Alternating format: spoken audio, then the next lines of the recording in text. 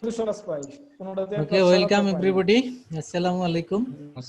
So today is the last class, I think, of this semester, and for some of the students, this is the last class of your program, MBA program, I think, right? Yes, so sir. অনেকের হলো এটাই last class আমারও last semester. Class ইয়া sir আমারও একেবারে last এরকম কয়জন আছেন? আমারও লাস্ট স্যার। স্যার আমার লাস্ট দুজন তিনজন, তো ম্যাক্সিমামই তো লাস্ট। স্যার আমার লাস্ট ক্লাস। আচ্ছা, আমার স্যার যাক, আছে আমরা আজকে মূলত বইয়ের সাথে লিংক করে কিছু প্র্যাকটিক্যাল রিয়েলিটি বা কারেন্ট ইস্যু একটু এগুলি হাইলাইট করব, প্লাস রিভিউ করব যা যা পড়া হয়েছে ফর এক্সাম প্রিপারেশন। ওকে, যা যা পড়া হয়েছে এর সাথে লিংক করে আমাদের ফাইন্যান্সিয়াল সেক্টরে, কর্পোরেট সেক্টরে ঘটে যাওয়া কিছু বিষয়, সেগুলি হয়তো লিংক করে আমরা প্র্যাকটিক্যালি আলাপ করব, বইয়ের সাথে লিংক করব। সো সাথে সাথে আমরা যা যা পড়েছি সেগুলিকে আমরা রিক্যাপ করব, রিভিউ করব, এবং how to get preparation. So এগুলি নিয়ে একটু গাইডলাইন দেবো ইনশাআল্লাহ।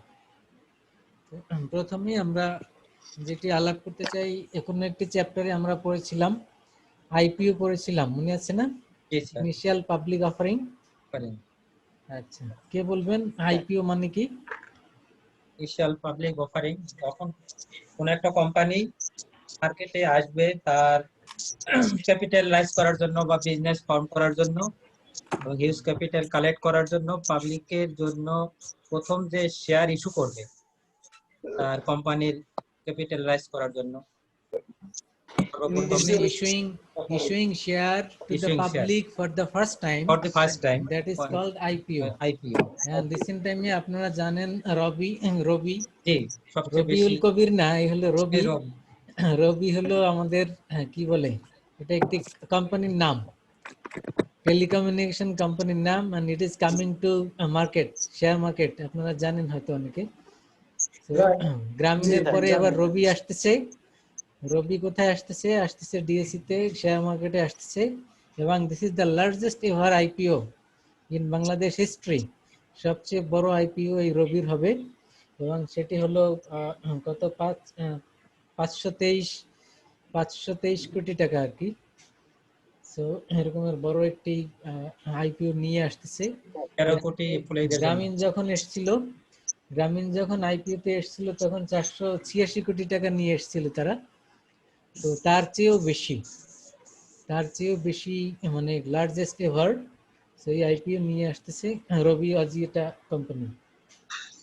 তো এই এখন তো এরা মার্জ হয়ে গেছে, দুইটা কোম্পানি মার্জ হয়ে গেছে না এখন 2016-এ। তো এই যে দুইটি কোম্পানি মার্জ হওয়ার পরে তাদের এটাই টার্গেট ছিল যে তাতে so that they can be a market leader. So এখন তো Grameen is the market leader in telecommunication industry. So they have huge competition with other company as well. So Robi want to be market leader. So তারা এরকম বড় IPO তে আসতেছে, এবং এই IPO তে তারা শেয়ার ইস্যু করবে ফেস ভ্যালুতে শেয়ার ইস্যু করবে, এবং সেটি হলো মানে 10 টাকা ইস্যু করবে। আপনারা জানেন সবগুলি শেয়ারের ফেস ভ্যালু কত? 10 টাকা। এবং তারা কোনো প্রিমিয়াম নিবে না, এটি একটি সুখবর বলতে মানে 10 টাকায় কিনতে পারবে সবাই, নো প্রিমিয়াম।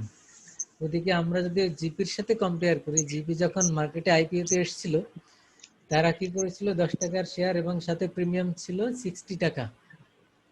সো মানে হিউজ অ্যামাউন্টে শেয়ার বিক্রি করেছিল তারা।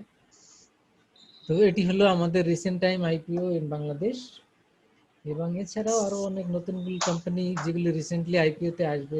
আপনার একটা ইন্স্যুরেন্স কোম্পানি আছে জানেন, ক্রিস্টাল ইন্স্যুরেন্স কোম্পানি, তারাও 16 কোটি টাকার আইপিও নিয়ে আসতেছে ইন দ্য মার্কেট। তো এগুলি আমাদের IPO related recent development in our financial market. তো অলরেডি সবাই আমরা জানি আইপিও মানে কি, issuing share or going to the public when the company issue for the first time, or fresh issue, that is IPO. And when the existing already the company in public company already they issued share, and if they want to issue some fresh share or new share, right share, and সেক্ষেত্রে এটাকে কি বলে? Right share, right share ঠিক না, cash offer যদি হয়। Offer, জি। যারা already IPO তে এসছে, মার্কেটে এক্সিস্টিং শেয়ার আছে তাদের, এবং তারা নতুন আরো কিছু শেয়ার প্রাইমারি শেয়ার ইস্যু করবে, এটাকে কি বলে? ক্যাশ অফারিং, হুম, ক্যাশ অফার, এটাকে বলে সিজনড অফার।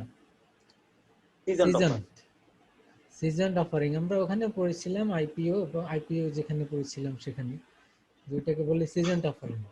আর যখন পাবলিক কোম্পানি হিসেবে ইন্ট্রোডিউস করে উইথ নিউ শেয়ার ইস্যু করে, তখন সেটা হলো আইপিও।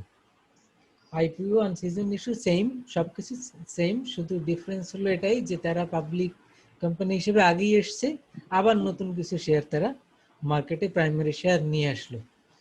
তো জি, সেকেন্ড টাইম, বাট এগুলি fresh share and it will be issued to the public.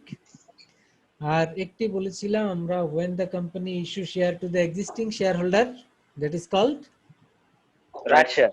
right share or right offer. Right. Okay, fine. ওইটি আমাদের সবার জানা আছে, সবার বিষয়টি আশা করি ক্লিয়ার। তো আমরা এর পরে যেটি দেখব সেটি হলো বন্ড। বন্ড সম্পর্কে সবার অলরেডি আইডিয়া আছে, তাই না? বন্ড কি বলেন তো? Bond is a long-term debt instrument. It is one of the sources of finance of corporation. Corporation is a financing এর basic two sources থাকে, তার একটি হলো ইকুইটি আর একটি হলো ডেট, তাই না? তার মানে bond is the example of debt. You got the point? Yes, sir. Bond is the example of debt এবং it is a long term debt instrument. আমরা এভাবে ডিফাইন করতে পারি, what is bond? Bond is a long term debt instrument. মনে থাকবে? long term debt instrument. এখন এই bond মূলত দুই ধরনের, একটি হলো কর্পোরেট বন্ড আর একটি হলো government bond. when the security is issued by the government, it is called government bond, and when it is issued by the corporation, we term it as corporate bond. But corporate bond have different features, it has different classes or different types. আমরা যদি এটা একটু highlight করি, যে recent টাইমে বাংলাদেশের একটি Dutch Bangla bank 500 কোটি টাকার বন্ড ইস্যু করবে মার্কেটে, huge amount. Dutch Bangla bank in Bangladesh, they will issue 500 crore টাকা বন্ড in the market. মানে এটাও শেয়ার মার্কেটে আসবে, 500 কোটি টাকার বন্ড ইস্যু করবে এবং এই বন্ডগুলি কিনতে পারবে। শেয়ার মার্কেটে মানুষ যেমনি শেয়ার কিনে তেমনি বন্ড কেনা যায়, ডিবেঞ্চার কেনা যায়, মিউচুয়াল ফান্ড শেয়ার কেনা যায়। তো এই 500 কোটি টাকা ডাচ বাংলা ব্যাংক নিয়ে আসবে, কিন্তু এই বন্ডগুলির দেয়ার আর সাম ফিচার, সব বন্ডেরই তো কিছু ফিচার থাকে। তো ডাচ বাংলা ব্যাংকের এই বন্ডের ফিচারগুলি থাকবে, it will be non convertible. তারা এখানে স্টেট করে দিয়েছে, তারা ডিফাইন করে দিয়েছে, this bond will be non-convertible and fully redeemable. এগুলি তারা বলে দিয়েছে floating rate bond and subordinated bond. এই বন্ডগুলি কি হবে, ফিচারগুলি কি কি বলেছে? ডাচ বাংলা ব্যাংকের বন্ডগুলি নন কনভার্টেবল, সেকেন্ড ফিচার বলে দিয়েছে ফুললি রিডিমেবল, থার্ড বলে দিয়েছে ফ্লোটিং রেট বন্ড, এবং ফোর্থলি বলে দিয়েছে ইট ইজ সাবঅর্ডিনেটেড বন্ড। এখন যেহেতু অনেকে শেয়ার মার্কেটে যারা আছেন অনেকে বন্ডও কিনতে পারেন, তো এই সম্পর্কে আইডিয়া থাকা উচিত যে আসলে এই যে ফিচারগুলি বললো ডাচ বাংলা ব্যাংক, এগুলির মানেটা কি। তো first of all, non convertible বলতে আমরা বুঝি যে there are some securities, some bond that can be converted into share or equity at any time or at a certain time. কোনো একটি সময় পরে, after a certain period of time, you get the opportunity to convert the bond into equity or share. এই অফারটি অনেক সময় company দিয়ে থাকে। তো if you get the offer যে 1 বছর পর বা 2 বছর পর, তো এরকমের একটি এই ম্যাচুরিটি থাকে, তো যেমন ডাচ বাংলা ব্যাংক ইস্যু করবে এগুলি মেবি 7 ইয়ার্স বন্ড। তো এখন যদি এরকমের কোনো অফার থাকে যে বললো 2 বছর পরে you will get the option that you can convert the bond into share. Share তো সেক্ষেত্রে কোম্পানি যদি এই অপশন দেয় তখন আপনি এই অপশন পাবেন, আপনি চিন্তা করবেন আমি কি বন্ডেই থাকবো নাকি আমি শেয়ারে কনভার্ট করব। কিন্তু ডাচ বাংলা ব্যাংকের এই বন্ডগুলিকে বলে দিয়েছে non convertible, that means you will not get this option to convert it into share. এই অপশন আপনি পাবেন না, আপনার বন্ডেই থাকতে হবে। If you purchase the bond you need to hold up to maturity as a bond holder. So আপনি আর কোনো অপশন এখানে পাবেন না, দ্যাট ইজ নন কনভার্টেবল। অন্য কোনো এটিকে প্রেফার্ড স্টক, কমন স্টক আর এনি আদার সিকিউরিটিজ কোথাও এটা কনভার্ট করা যাবে না। স্যার ফিরে আসতে হলে ওখানে সেল করে ফিরে আসতে হবে। জি, সেটা সেকেন্ডারি মার্কেটে ট্রেড করতে পারেন আপনি, এটা সেল করতে পারেন, বাট এটা আপনি Convertible. কোম্পানিতে থেকে এটা কনভার্ট করতে পারবেন না।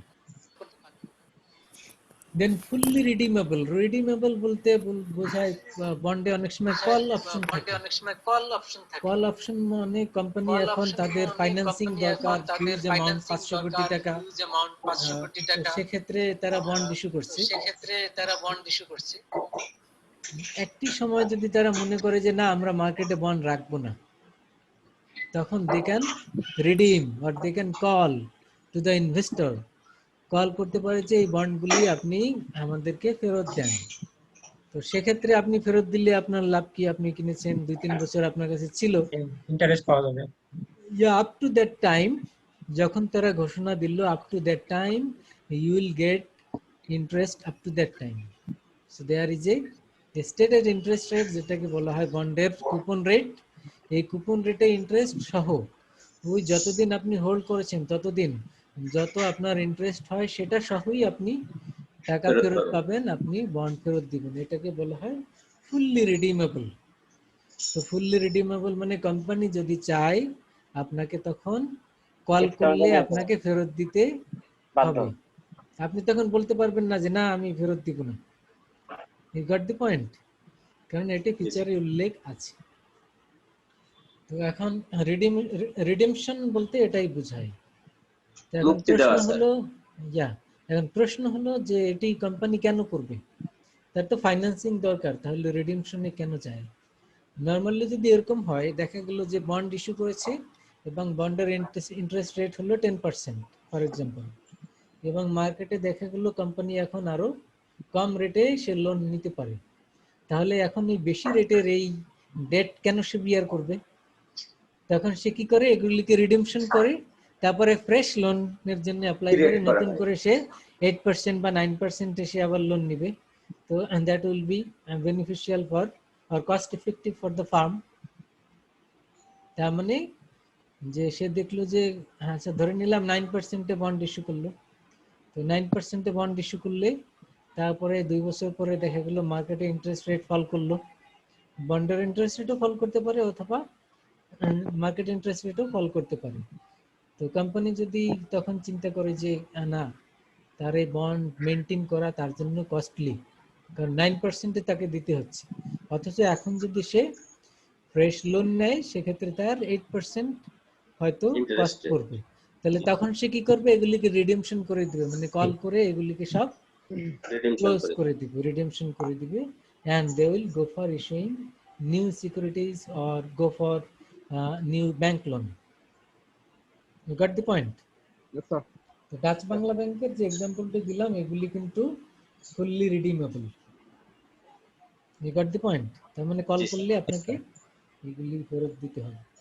দেন অ্যাবাউট দ্য ইন্টারেস্ট রেট, আমরা বললাম বন্ডে একটি স্টেটেড ইন্টারেস্ট রেট থাকে, মানে উল্লেখ করা থাকে, যেটাকে বলা হয় কুপন রেট। কিন্তু এই বন্ডের coupon rate is not fixed, it is floating rate.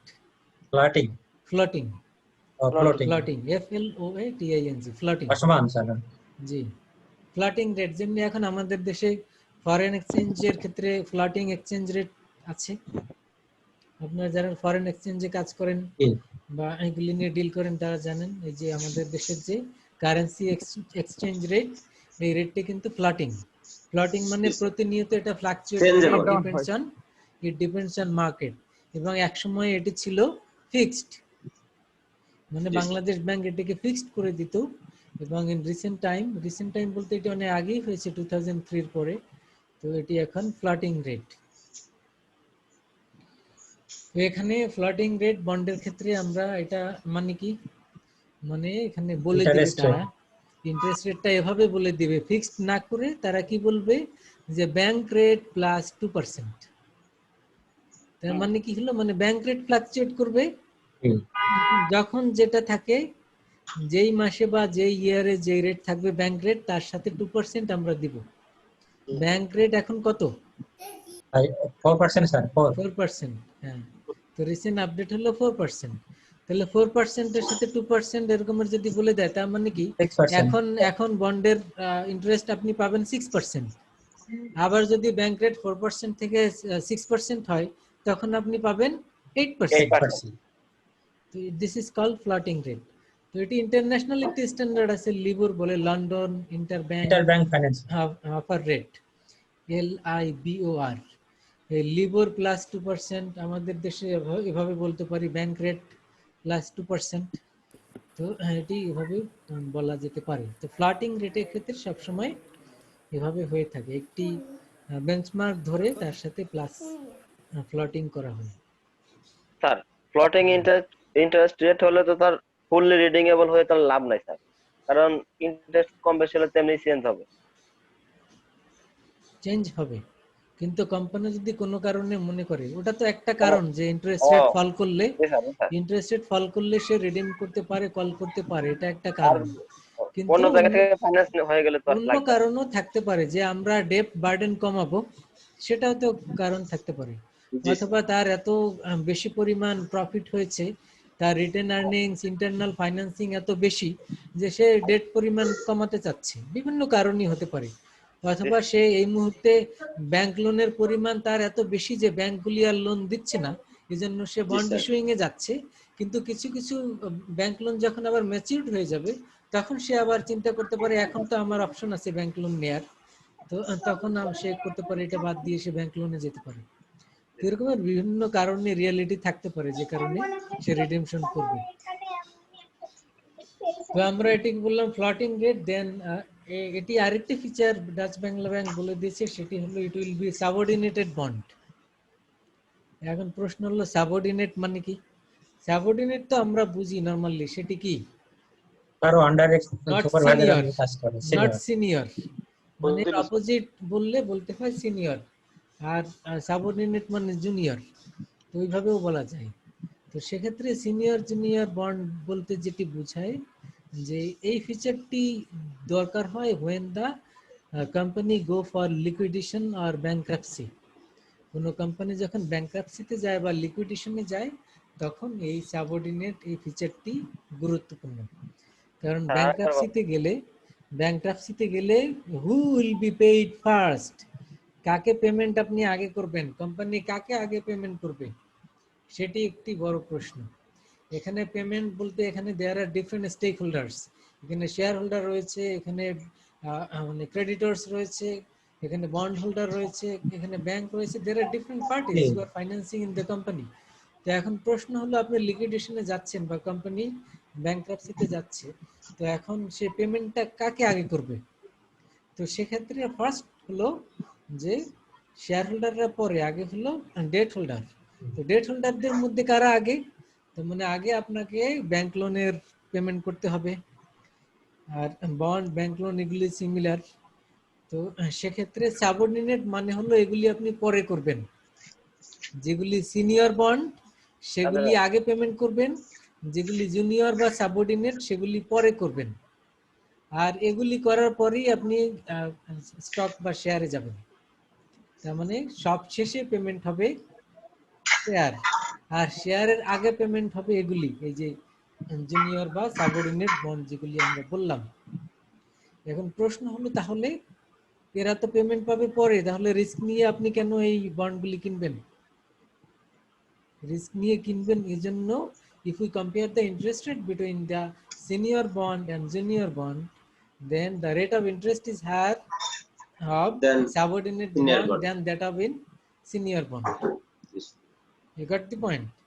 আপনি যদি সাবঅর্ডিনেটেড বন্ড কিনেন সেক্ষেত্রে রেটটা একটু বেশি হয়, কারণ কি এটা রিস্কি এজন্য কারণ পেমেন্ট তো আপনি সবার পরে পাচ্ছেন। এই পেমেন্ট বলতে আমরা কোন পেমেন্ট, এটা কিন্তু ইন্টারেস্ট পেমেন্টের কথা বলিনি। হ্যাঁ, প্রিন্সিপাল। কোম্পানি যদি লিকুইডেশনে যায়, কোম্পানি বন্ধ হয়ে যাচ্ছে, এখন আপনার পেমেন্ট, ব্যাংক্রাপসিতে যায়। হ্যাঁ এখন আপনার পেমেন্টের বিষয় আসে, সেক্ষেত্রে সিকোয়েন্সিয়াল অর্ডারে পেমেন্ট করা হয়। সেই সিকোয়েন্সে এদেরকে প্রায়োরিটি দেওয়া হয় পরে, আর সিনিয়র বন্ড হোল্ডারদেরকে দেওয়া হয় আগে। You got the point? জি স্যার। আচ্ছা, তাহলে এটি একটি আমাদের ফাইন্যান্সিয়াল মার্কেটে একটি রিসেন্ট এক্সাম্পল যে ডাচ বাংলা ব্যাংক যে এরকমের 500 কোটি টাকা বন্ড ইস্যু করবে মার্কেটে। তো যারা এই ফাইন্যান্সিং এ যারা অংশগ্রহণ করবেন বা এই বন্ড কিনবেন, তারা এই ফিচারগুলি তাদের জানা থাকলো, and at the same time it is also part of our theoretical কোর্সেরও অংশ। এই কারণে আমরা এটি কোনো একটা চ্যাপ্টারে ডিসকাশন আছে, আমরা ওই চ্যাপ্টার ডিটেলসই পড়িনি, এই জন্য আমরা এই শুধু এতটুকুই ডিসকাশনে রাখলাম যাতে আপনাদের বিষয়টি জানা থাকে। যদি না বুঝেন জিজ্ঞেস করতে পারেন, প্রশ্ন থাকলেও বলতে পারেন।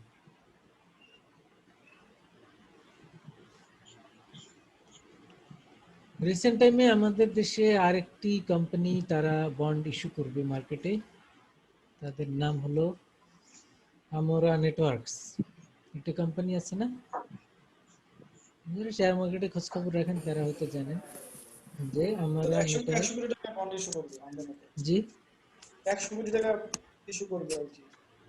জি জি, তো এই এই এই কোম্পানি কি করবে, এরাও বন্ড ইস্যু করবে, কিন্তু এই বন্ডগুলি জিরো কুপন বন্ড। তার মানে তারা আরেকটি ফিচার বলে দিয়েছে, সেটি কি জিরো কুপন বন্ড। এটা ডাচ বাংলা না না, এই যে আমরা নেটওয়ার্কস। হ্যাঁ, এটা জিরো কুপন। তো এখন এই জিরো কুপন বন্ডটা কি?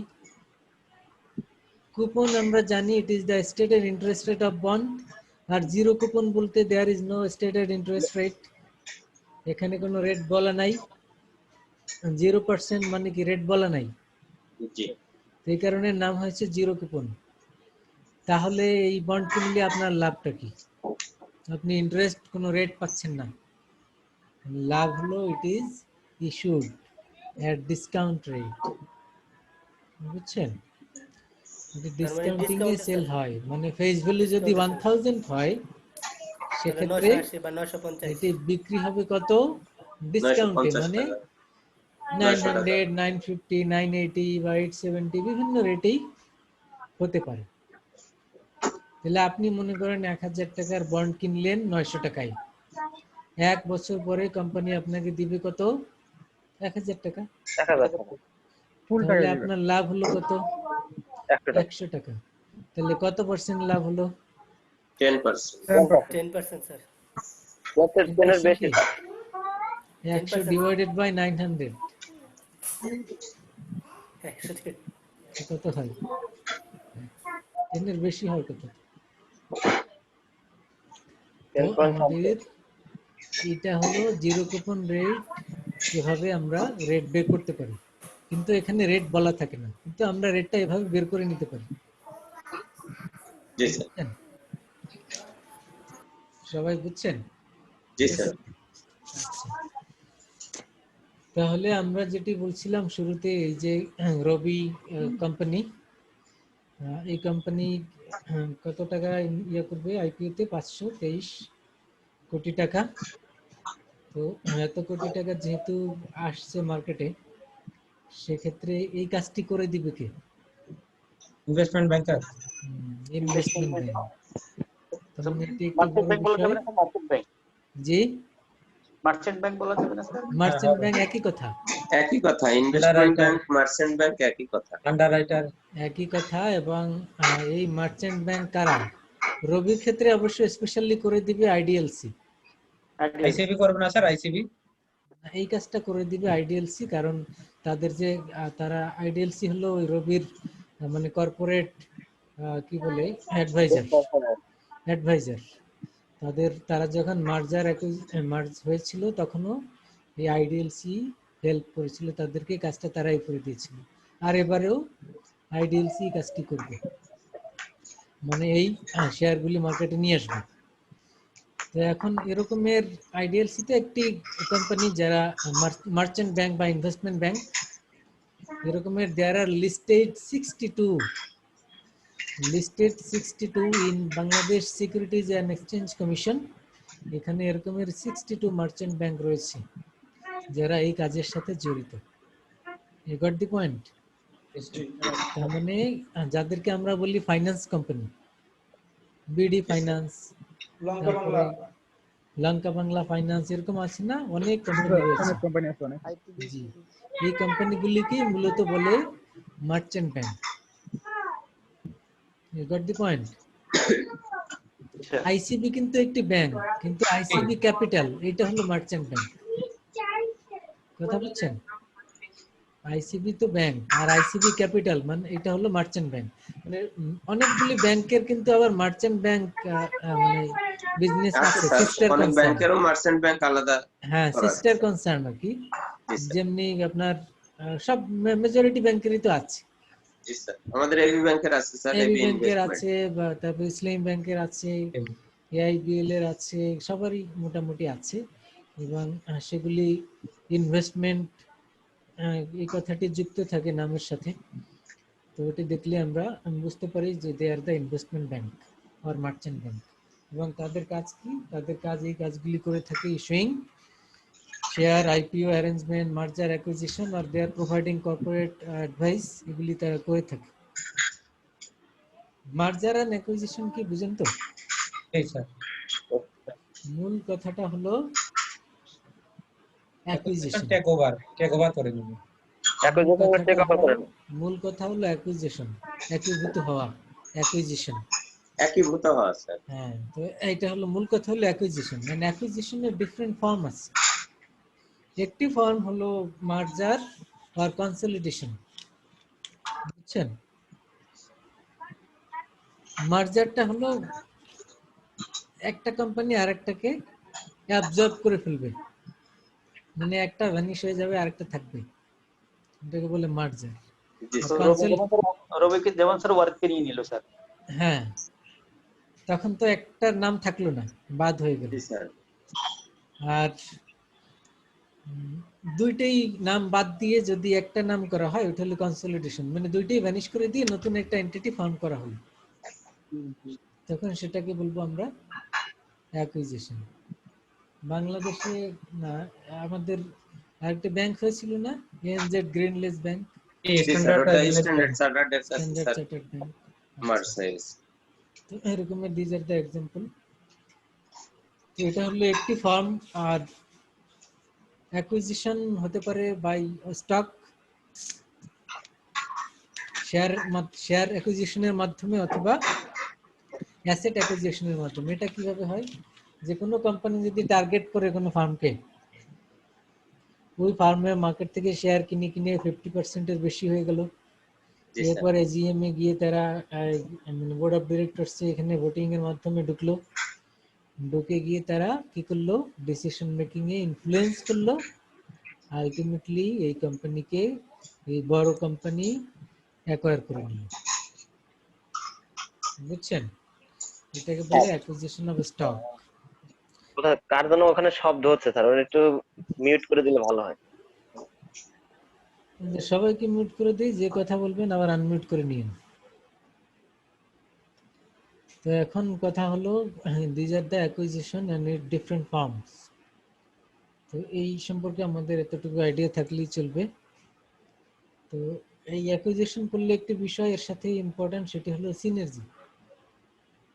সিনার্জিটা কি? সিনার্জি হলো after combination the effect of combination is greater than individual effect. তার মানে দুইটা সেপারেট এন্টিটি ছিল, মনে করেন যে রবির কথা ধরি আমি, রবি ছিল আর এয়ারটেল। এখন দুইটা যখন আলাদা ছিল, আলাদা থাকাতে আলাদা অ্যাসেট লায়াবিলিটি দুইটারই আলাদা আলাদা ছিল। আর দুইটা যখন কি হলো, অ্যাকুইজিশন হলো বা মার্জড হলো, তখন দুইটার অ্যাসেট কি এক হয়ে গেল, লায়াবিলিটিও এক হয়ে গেল। তো এখন আগে আলাদা থাকতে তাদের যে অবস্থা ছিল সেই অবস্থার চেয়ে কম্বাইন্ড ইফেক্ট যদি বেশি হয়, যতটুকু বেশি হয়, that is called synergy, SYNERGY, synergy. তো এই সিনার্জিটা হলো combined effect, greater effect than individual আর সেপারেট এন্টিটি ইফেক্ট। তার মানে সিনার্জি যখন থাকে তখনই তারা মার্জিং এ যায়, আর যদি দেখে সিনার্জি নাই, মানে মার্জ করলে কোনো লাভ হচ্ছে না, তাহলে যাবে কেন? You got the point? Sir combine effect greater than separate entity effect, combine effect বেশি হতে হবে, বেশি হবে, এবং যতটুকু বেশি সেই বেশিটাই হলো সিনার্জি। মানে কোম্পানি দেখবে আমাদের এখন অ্যাসেট লায়াবিলিটি কম্বাইন্ড, এখন আগের চেয়ে আমাদের বেনিফিট কি হলো, সেই বেনিফিট বলতে এখন সেলস বেড়েছে কিনা, প্রফিট বেড়েছে কিনা, সবকিছুই তো বেশি হবে এখন। Return on equity. Combine effect যদি ক্যালকুলেট করা হয়, সেই কম্বাইন ইফেক্টটাই হলো ভ্যালু। মানে এখানে কম্বাইন ইফেক্ট কি ক্যালকুলেট করবে? অ্যাসেট, লায়াবিলিটি, সেগুলি তো মার্জ হবে, কিন্তু ক্যালকুলেট করবে ভ্যালু অফ দ্য ফার্ম। কারণ আমরা আগেই বলেছিলাম the ultimate objective of a corporation that is to maximise the shareholder wealth. আর সেই ভ্যালু তারা কম্পেয়ার করবে যে আগের ভ্যালু বর্তমান ভ্যালু, এই দুইটার মধ্যে ভ্যালু ডিফারেন্স কি, যতটুকু ডিফারেন্স সেটাই হলো সিনার্জি। ইন্ডিভিজুয়াল ভ্যালু কত ছিল, অ্যাড করলে আলাদা আলাদা ভাবে ভ্যালু অ্যাড করলে কত হয়, আর এখন একীভূত হওয়ার পরে এখন ভ্যালু কত কম্বাইন্ড, সেই ভ্যালুটা যদি বেশি হয়, যতটুকু বেশি দ্যাট ইজ দ্য সিনার্জি। বুঝছেন? জি স্যার। আচ্ছা, এগুলি ডিটেইলস আছে, ক্যালকুলেট করে কিভাবে, আমরা তো ডিটেইলসে যাচ্ছি না, জাস্ট এতটুকু জানলেই হবে। তো আমরা মূলত এই কিছু বিষয় আমাদের টপিকের সাথে বা চ্যাপ্টারের সাথে রিলেটেড কিছু আলাপ করলাম। এখন না বুঝলে বলেন, কোশ্চেন বা কমেন্ট থাকলে বলেন, আর তারপরে আমরা রিভিউয়ে যাব। স্যার ডিবিবিএল এর স্যার যেটা সাবঅর্ডিনেট যে এটা বললেন না স্যার, ওটা আবার একটু বলবেন? ডাচ বাংলার সাবঅর্ডিনেট বন্ড। জি স্যার, ওই যে হ্যাঁ, ওটা কি একটা টপিক মিস করেছি। ও আচ্ছা, মানে এটা এই সাবঅর্ডিনেট বন্ড কাকে বলে সেটা? জি স্যার, জি। তারপর একটা সাবঅর্ডিনেট বন্ড বললো না তারা? হ্যাঁ হ্যাঁ, সাবঅর্ডিনেটেড বন্ড হলো এটা, this feature is important in case of liquidation or bankruptcy, and when the company go for bankruptcy or liquidation, so this feature is important because the question arises who will be paid first. There are different stakeholders, different creditors, shareholders, অনেকেই তো আছে। এখন company বন্ধ হয়ে যাচ্ছে, company বন্ধ হবে বা ব্যাংক্রাপ্ট হচ্ছে, এখন পেমেন্ট আমরা কাকে করব? সেক্ষেত্রে যারা senior bond holder, they will be paid first, and subordinate bond they will be paid at last. এবং এই সাবঅর্ডিনেটেড বন্ড তারা সবার শেষে পেমেন্ট করার পরে, এরপরে যাবে তারা, যদি কিছু থাকে সেটা শেয়ার হোল্ডারদেরকে পেমেন্ট করতে যাবে। জি স্যার। ওকে, তো এখানে স্যার সিনিয়র এবং জুনিয়র এদের কিভাবে এটা আইডেন্টিফাই করবে কিভাবে স্যার? এটা আইডেন্টিফাই করবে, এটা আপনার কোম্পানি ফিচারে ইস্যুইং এর সময় বলে দিবে, আর কোম্পানি ইন্টারনালি এটা ম্যানেজ করে এভাবে, যেগুলি সাবঅর্ডিনেটেড বন্ড তার এগেইনস্টে কোম্পানি কোনো সিকিউরিটি বা কোলাটারাল মেনটেন করে না, আর যেগুলি সিনিয়র বন্ড তার এগেইনস্টে তারা কোলাটারাল বা সিকিউরিটি মেনটেন করে এবং বা লিয়েন থাকে।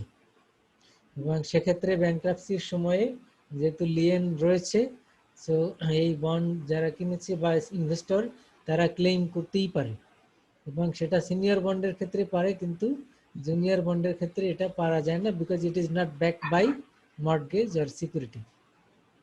তার মানে এটাকে অন্যভাবে বলতে পারি, it is risky, risky from the investor point of view. Subordinate বন্ডগুলো তো স্যার রিস্কি তাহলে? জি, সাবঅর্ডিনেট বন্ডগুলো তাহলে তো রিস্কি, তো স্যার অনেক রিস্কি না? এজন্য স্যার রেট বেশি তো এখানে। রিটার্নও বেশি।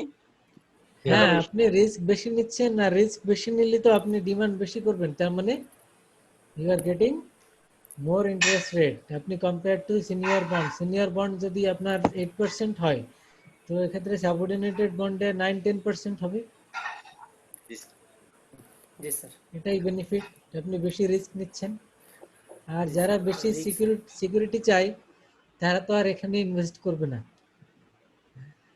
তারা তো শেয়ার মার্কেটেই যাবে না। যারা শেয়ার মার্কেটে কারা যাবে?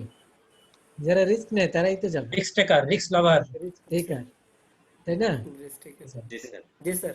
এই যে শরীফ ভাই রিস্ক লাভার, 5 লাখ লসে আছে স্যার। আবার হঠাৎ করে দেখবেন যে লাভে 10 লাখ চলে লাভ আসবে। করছে। কভার হয়ে যাবে। শেয়ার মার্কেট আপ ডাউন করে 5,000 থেকে এখন একটু নেমে গেছে, এই জন্য হয়তো মন খারাপ। আবার হঠাৎ করে যখন 5,000-এর উপরে উঠে যাবে তখন দেখবেন যে হাসি খুশি। ডিপেন্ড করে স্যার আমাদের। শরীফ সাহেব শুনতে পাচ্ছেন? জি স্যার, মানে ইন্ডেক্সের সাথে সাথে আমাদের হাসি খুশি নির্ভর করে শেয়ার বাড়ার সাথে।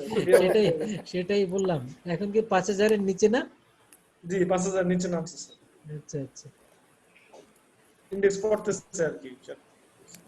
স্যার আমি স্যার শরীফ ভাইয়ের কাছে ট্রেনিং করছি স্যার। আমি স্যার শেয়ার মার্কেট করবো তো, ফাইন্যান্স পড়ছি, শেয়ার মার্কেট না করলে কেমন হয়? শরীফ ভাই আমাকে স্যার ট্রেনিং দিচ্ছে স্যার বিভিন্ন ওয়েতে আর কি। আমি ইনশাআল্লাহ স্যার শেয়ার মার্কেট এটা তো ক্যাপিটাল মার্কেটের উপরে কিছু ট্রেনিং হয় তো বিভিন্ন জায়গাতে। ওই যে একটা ইনস্টিটিউট আছে না প্রেস ক্লাবের অপোজিটে? জি জি জি স্যার, ওখানে আছে স্যার। ওইখানে তো ট্রেনিং করে এইসব। হ্যাঁ হ্যাঁ, আইসিবি গভর্নমেন্টের আর কি। হ্যাঁ ক্যাপিটাল ম্যানেজমেন্ট নাকি এটা? ক্যাপিটাল ম্যানেজমেন্ট, জি। ওইখানে বিভিন্ন আপনি ট্রেনিং মার্কেটে কেন আসতেছেন না স্যার, বা কি আপনি তো স্যার এই বিষয়ে অনেক টিচার আর কি। আমি টিচার তো স্যার আপনি। আমি রিস্ক মানে অ্যাভয়েডার সেই হিসেবে না, মানে বিকজ অফ শরিয়া point of view I have understanding, সেই কারণে আমি আসিনি।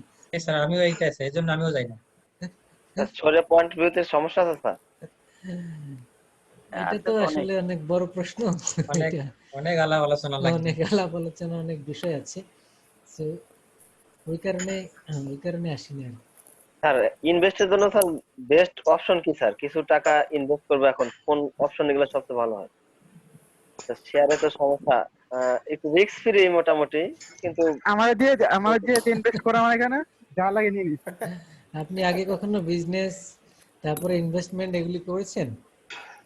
না স্যার, এই ব্যাংকে সাধারণত নরমালি ব্যাংকে ফেলাই রাখতে স্যার, সমস্যা হয়ে যাচ্ছে। মানে টাকার এখন তো ইনফ্লেশন বেশি, যারা ঝামেলা হয়ে যাচ্ছে। আর ব্যাংকে স্যার এখন যে অবস্থা স্যার, টাকা আরো কমে যেতেছে এরকম এখন অবস্থা। ব্যাংকের এত আইডল ফান্ড, এরা সবাই এখন ট্রেজারি বিল কিনতেছে, ট্রেজারি বন্ড কিনতেছে। এগুলি কেনার কারণে এখন ট্রেজারি বিল বন্ডের রেটও কমে গেছে এখন, জানেন? ব্যাংকগুলিতেও অনেক কোটি কোটি টাকা আইডল ফান্ড আছে, এবং এই রিসেন্ট টাইম প্যান্ডেমিকের কারণে তাদের আইডল ফান্ডের পরিমাণ বেড়ে গেছে। তো ব্যাংকগুলি, কমার্শিয়াল ব্যাংকগুলি চিন্তা করলো তাহলে সিকিউরড বন্ড বা সিকিউরিটি কোথায় ইনভেস্ট করা যায়। তো তাদের ইন্টারেস্ট হলো ট্রেজারি বিল, গভর্নমেন্ট ইস্যু করে ট্রেজারি বিল হলো শর্ট টার্ম সিকিউরিটি, আর ট্রেজারি বন্ড হলো লং টার্ম, 5 বছর থেকে 20 বছর পর্যন্ত আছে এগুলি। তো এখন এই রিসেন্ট টাইমে একটি অকশন হয়েছে বাংলাদেশ ব্যাংকের ট্রেজারি বন্ডের অকশন। এখানে যত কোটি টাকা গভর্নমেন্ট বোধহয় 200 কোটি টাকা সেল করবে, আর অ্যাপ্লিকেশন করেছে 500 কোটি টাকার। এখন তার মানে এই কারণে রেট অনেক কমে গেছে। তো এখন এই রেটটি কমে যাওয়াতে তো ব্যাংকের জন্য এটি আসলে ইন্টারেস্ট আর্নিং, তাদের এই যে ইয়েটাও কমে যাবে। সঞ্চয়পত্রের ক্ষেত্রে স্যার এখন আবার চাচ্ছে স্যার, ইনকাম তিন আইডি চাচ্ছে স্যার। সঞ্চয়পত্র কেনাও ঝামেলা হয়ে গেছে। সঞ্চয়পত্র তো সুদ, ডিরেক্ট ইন্টারেস্ট। ওটা তো একবারে সুদ, পিওর সুদ। তো চিন্তাই করার দরকার নাই। আপনি জানতে চেয়েছেন কোন পয়েন্ট অফ ভিউ থেকে, জেনারেল পয়েন্ট অফ ভিউ নাকি? এখানে তো অনেকগুলি বিষয় আছে। স্যার ইসলামিক ভাবে স্যার ভালো। কর্পোরেট ফাইন্যান্স তো আসলে এখানে মূল বিষয়টাই হলো সুদের আলোচনা, এবং সুদটাকে হালাল করে নেওয়া হয়েছে এখানে। তো এখানে আমরা ডিসকাশন যখন করি তখন এই কারণে সুদের ডিসকাশন চলে আসে। আর আপনি যখন এই কারণে এজ এ মুসলিম শরিয়া তো অবশ্যই মাথায় থাকতে হবে। তো সেই পয়েন্ট অফ ভিউ থেকে চিন্তা করলে সেক্ষেত্রে তো সঞ্চয়পত্র কিভাবে আপনি কিনবেন, ট্রেজারি বিল কিভাবে কিনবেন, আপনি ব্যাংকে কিভাবে রাখবেন, ফিক্সড ডিপোজিট কিভাবে করবেন, এখন যে বললেন ব্যাংকে ফেলে রাখছেন, তো মানে সবগুলোই তো it is a matter of question. Sir এখন তো স্যার নরমালি সেভিং অ্যাকাউন্ট আছে 4% দেয়, দেখা যায় বছর শেষে বেশি কাটে এর চেয়ে। তো ঝামেলা। সেভিংস অ্যাকাউন্টে রাখলে তো আপনার আরো লস। জি স্যার, এটাই তো স্যার। লস না, আপনি 4% পেলে আপনার ইনফ্লেশন আছে এখানে, আবার সার্ভিস চার্জ 7% আছে inflation। সবকিছু মিলে এক্সাইজ ডিউটি আছে কত কি? হ্যাঁ, এক্সাইজ ডিউটি কত লাখের উপরে থাকলে হয়? 1 লাখ টাকা 1 যদি লাখ হয় টাকার স্যার তাহলে উপরে। 500, হুম। 10 লাখ পর্যন্ত 500। তো এগুলি তো আপনার আছেই, যার কারণে সেভিংস অ্যাকাউন্টে ফেলে রাখাটা আপনার জন্য লস। তাহলে আপনি ইন্টারেস্টের উপর বলতে ট্যাক্স পারেন আছে। তাহলে কি ফিক্সড ডিপোজিট করব? জি ফিক্সড স্যার, এটাই ডিপোজিট বলছি। করলে তো আপনার মানে মানে সোসাইটাল পয়েন্ট অফ ভিউ সেটা ঠিক আছে, আপনি বেশি পাবেন, কিন্তু এটা তো আবার সুদের বিষয় চলে আসে। স্যার ইসলামী ব্যাংকগুলো যে ফিক্সড ডিপোজিট সিস্টেম, ওদেরও কি সুদের ব্যাপার আসে আপনি স্যার? বিজনেস করতে পারেন তো, এত কিছু ব্যাংক ছাড়া কি অপশন নাই? হ্যাঁ। বাংলাদেশে দেয়ার আর মেনি বিজনেস। এখানে সমস্যা বলেছি, আছে স্যার। জিজ্ঞেস করেছি আপনি আগে বিজনেস করেছেন কিনা, যদিও বিজনেস ইজ রিস্কি, বাট আগে কিছু কোনো বিজনেস না করলে কোনো একটা নতুন করাটা আর বেশি রিস্কি। এই কারোর উপরে কারণে ইট ভরসা ইজ করলে বেটার সমস্যা যে স্যার। কোনো একটা কারোর সাথে থেকে শিখে এই সম্পর্কে একটু আইডিয়া নিয়ে দেন you can start by yourself, ওইটা বেটার হয় আর কি। আর স্যার আরে বিজনেস সিস্টেমই আছে আরে স্যার। ল্যান্ড কিনে রাখতে পারেন, প্রজেক্টে কাজে লাগবে। ওটা একটি বিষয় আছে, সেক্ষেত্রে তো আবার একটু ইনভেস্টমেন্ট বেশি দরকার হয়। হ্যাঁ জি এটা স্যার, তো এই আর এরকম কি। সমস্যা। তো এখন বাংলাদেশে অনেকগুলি রাইজিং ইন্ডাস্ট্রি আছে। রাইজিং ইন্ডাস্ট্রি মানে যেগুলি আপনার ভালো দিকে। সবসময় ডিমান্ড। যদিও বলবেন আমি এমবিএ পাশ করে কি পোল্ট্রিতে যাব, তো সেটা আবার চিন্তা করলে আবার অন্য বিষয়। না এখন ওরকম না স্যার। বাংলাদেশে মনে করেন ডেইরি, পোল্ট্রি, ডেইরি, বাংলাদেশে যত মিল্কের ডিমান্ড, এটি বাংলাদেশে যত ডেইরি ফার্ম আছে এগুলি সাপ্লাই দিয়ে পারে না। জি স্যার। তার মানে এগুলি হলো ডিমান্ডেবল ইন্ডাস্ট্রি। জি স্যার। আপনি যেখানেই ডেইরি ফার্ম করবেন সেখানেই ডিমান্ড। স্যার এগুলোতে রিস্ক স্যার আছে, বাট সেই রিস্ক কিন্তু পোল্ট্রির চেয়ে কম। মানে সেই হিউজ risk- ইনভেস্টমেন্ট প্লাস আমার লোকেশনটা ওরকম সমস্যা স্যার। হ্যাঁ, সেটা তো আছেই, মানে একটা এক্সাম্পল হিসেবে বললাম যে এই জাতীয় সেক্টরগুলি কিন্তু বেছে নিতে পারি আমরা, যেখানে আপনার সুদ মুক্ত বিজনেস, প্রফিট অনেক বেশি হয়, তারপরে রিস্ক মোটামুটি কম। কম বলা যায় এর জন্য কারণ প্রতিদিন তো আর গরু মারা যায় না, এরকমের রিস্ক নাই। স্যার আমি কলার প্রজেক্ট করছিলাম স্যার, ওইখান থেকে স্যার টাকাটা উইথড্র করছি, এই জন্য আর কি এখন কি করবো বুঝতেছি না স্যার। কি প্রজেক্ট? কলার বাগান ছিল স্যার, পাহাড়ি মধুপুরের ওইদিকে স্যার। 5 একর জায়গার উপরে, কিন্তু স্যার মেইনটেনেন্স আপনার কস্ট নিজে- বেশি। আপনি নিজে নিজস্ব ছিলেন জায়গা ওখানে? আমি 5 বছরের জন্য লিজ নিয়েছিলাম স্যার। আপনি তো, নিজে থাকতেন ওখানে? স্যার থাকতে পারি নাই স্যার, এই জন্যই কস্টটা বেশি পড়ে তাইলে যায়। তো হবে না, আপনি না থাকলে ইনভেস্টমেন্ট, জি এত স্যার। বড় ইনভেস্টমেন্ট করে লাভ নাই, আপনার সার্বক্ষণিক থাকতে হবে শুরুর দিকে। স্যার আমার বিজনেস প্রথম 2 বছর প্রফিট, 3 বছর প্রফিট ছিল স্যার, লাস্টের 2 বছরে এভারেজ ব্রেক ইভেন পয়েন্টে, এজন্য স্যার উইথড্র করে নিন স্যার, নতুন করে আর কন্টাক্টে যায়নি। এগ্রিকালচারাল সেক্টরটা রাইজিং, সেক্ষেত্রে আপনি বেছে নিতে পারেন যদি you have available land, farming land sir থাকে, ওইখানে আপনি অর্গানিক ফার্মিং এর চিন্তা করতে পারেন যদি যাদের এই সুযোগ আছে। খুব ডিমান্ড স্যার এটা ওইখানে organic. Sir organic 5 acre farming এর রিসেন্ট টাইমে বাংলাদেশের ডিমান্ড অনেক বেশি, এবং স্যার আমি এটির রিস্ক বলতে তো যখন সাইক্লোন বা বন্যা এই জাতীয় রিস্ক থাকে, এছাড়া তো খুব বেশি রিস্ক নাই। স্যার ওটা উঁচু এলাকা তো স্যার, ওখানে পানি এখন যে ফুল বর্ষা হচ্ছে তারপর যা নাই এক, আর ওখানে ল্যান্ডের দাম কম, 5 বছরের জন্য 5 লাখ টাকা দিলেই 3 একর 4 একর জায়গা পাওয়া যায়, মানে 1 একর 1 লাখ 1.5 লাখ এরকম। 5 বছরের এগ্রিকালচারাল জন্য। সেক্টরটা বাংলাদেশের জন্য অবশ্যই ভালো, এবং বাংলাদেশে আপনারা অনেকে জানেন যে বাংলাদেশ থেকে অনেক ভেজিটেবলস এক্সপোর্ট হয়, এবং যেগুলি এক্সপোর্ট হয় সেগুলো কিন্তু স্পেশালি ফার্মিং করা, এগুলি কারণ এগুলি টেস্ট হয় তো আমেরিকাতে যায়, বিভিন্ন ইউরোপিয়ান কান্ট্রিতে যায়, তো আমি এগুলি তো ছোট অর্গানিক প্রজেক্ট ফার্মিং নরমালি হয়, এবং ডোমেস্টিক। এসব জায়গাতে কিন্তু কেমিক্যাল বা পেস্টিসাইড এগুলি ইউজ করা যায় না, তো এগুলি করলে ক্ষতিকর কোনো ইম্প্যাক্ট পেলে সেগুলি করা যায় না। এই কারণে এসব অনেক অনেক বেশি প্রফিটেবল বিজনেস যদি কেউ করতে পারে, বাট এগুলি সার্বক্ষণিক তত্ত্বাবধান করতে হয়, নিজের সুপারভিশন থাকতে হয়, এবং অ্যাভেলেবল ল্যান্ড, ফার্মিং ল্যান্ড এগুলি থাকতে হয়, এবং আইডিয়া থাকতে হয়, কারো পরামর্শ নিতে হয়। লোকাল মার্কেটেও কিন্তু এগুলির অনেক ডিমান্ড, অনেক ডিমান্ড আছে এগুলি।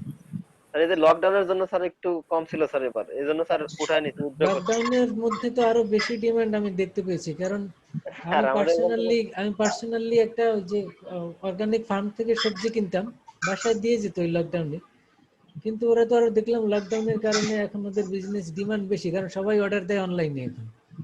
স্যার আমাদের তো অনলাইন ছিল না স্যার, ওই যে এখন অনলাইনে টাকা তো ছিল। আসতে হবে, আপনার রিয়েলিটি বুঝতে হবে। তো অনলাইনে না আসলে আপনার প্রোডাক্ট মানুষের দোরগোড়ায় কিভাবে পৌঁছাবেন? মানে আমি এটা সরাসরি সম্পৃক্ত ছিলাম না, এই জন্য স্যার সমস্যা। হ্যাঁ, এটা তো বললামই, এরকমের বিজনেসে আপনার শুরু থেকে নিজের ইনভলভমেন্ট থাকাটা জরুরি। এনিওয়ে, তো আপনি এগুলি আমরা সবাই এই যেগুলি মানে রিয়েল ইকোনমির কথা আমরা চিন্তা কেন করি না? ইনভেস্টমেন্টের কথা যখনই চিন্তা করি, যদিও এখানে ইনভেস্টমেন্ট সবসময় আমরা ক্যাপিটাল মার্কেট চিন্তা করি, শেয়ার মার্কেট চিন্তা করি, কেন? What about the real economy? Real ইকোনমিটি is a big economy. Real economy বলতে কি ট্যানজিবল ইকোনমি। এই যে আপনার এগ্রিকালচার, এই পোল্ট্রি, তারপরে ডেইরি ফার্ম, ডেইরি, যা যা বললাম এগুলি তো রিয়েল ইকোনমি। এখানে প্রোডাকশন হচ্ছে, যেটা ট্যানজিবল, এবং যত বেশি প্রোডাকশন তত সেলস, তত বেশি প্রফিট। আর শেয়ার মার্কেটে শেয়ার বেশি সেল হলে এটাও কমে যায় প্রফিট না। হয়, কিন্তু এখানে তো কোনো ট্যানজিবল কোনো ইয়া নাই, ট্যানজিবল production যেটা নাই। না স্যার, সেটা শরিয়া অ্যালাউ করে না। যে প্রোডাক্ট আমার হাতে গ্রিপ না, এটা আমি বিজনেস করতে পারি না। এটা শরিয়ার মূল মাকসাদ। ইয়া প্রোডাক্ট হতে হবে। এই কারণে শেয়ার মার্কেটকে বলা হয় বাবল ইকোনমি। এই বাবল বাবল ইকোনমি আপনারা তো বুঝেন যে বাবল মানে বেলুন ফুলে ফেটে অনেক বড় হয়, আর একটু আবার যদি ঠাস ছিদ্র করে হয় ফুটা হইলে শেষ। শেষ।